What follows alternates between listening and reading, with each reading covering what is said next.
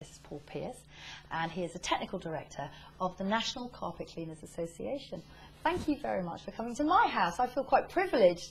What exactly does this involve? Well, the National Carpet Cleaners is the only independent carpet cleaning association in the UK. And to actually join our association, you have to go through a training programme. We talked a moment ago about all these sort of like old wives' tales and all these things, which I've heard a million times, and some I say, oh, well, I wonder if that's true. And I think the one that I always think about is, and I have been told this on many occasions, oh, if you get your carpet cleaned, then it's never the same again. Yes, I've heard that many times. Yeah. Many customers will say that is one of their main concerns.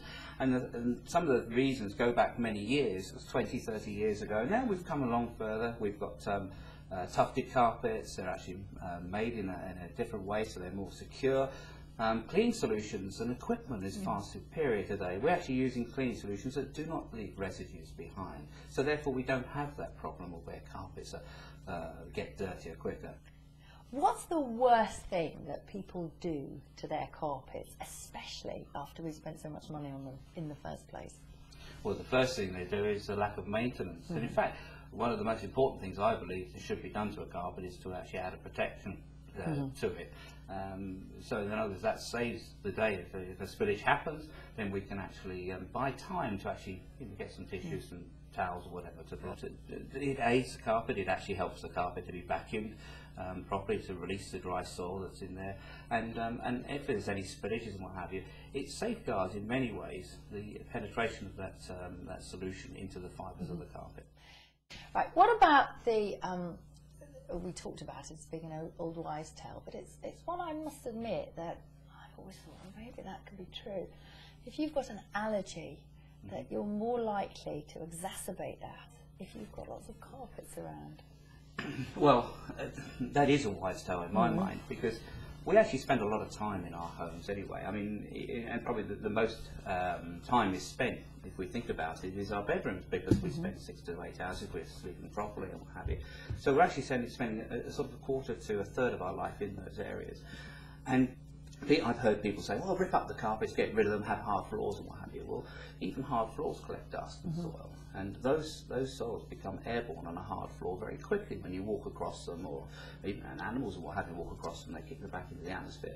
However, carpets are good for us because they actually hold those soils into the fibres of the carpet and allow us to vacuum them out or rinse them out and what have you safely, so they don't get airborne so quickly. What you've said actually is very logical, and I hadn't thought of it that way myself.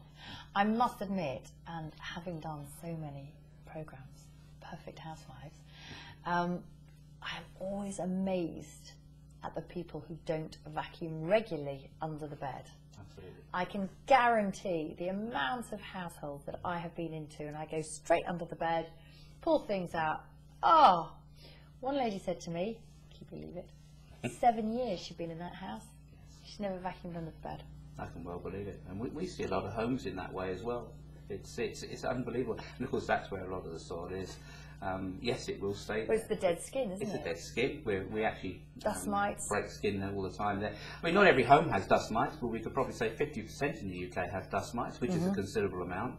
Of course, it's not the dust mites, it's actually what they actually excrete, which actually causes a problem with the allergen. That gets airborne very quickly. And if you don't vacuum under a bed, and of course, then you're creating the problem. And it's so simple to vacuum regularly. Not necessarily move the bed every day, but we used to spring clean. We don't do that anymore.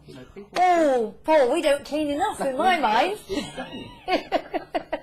This would help everybody out if we did a little bit more cleaning.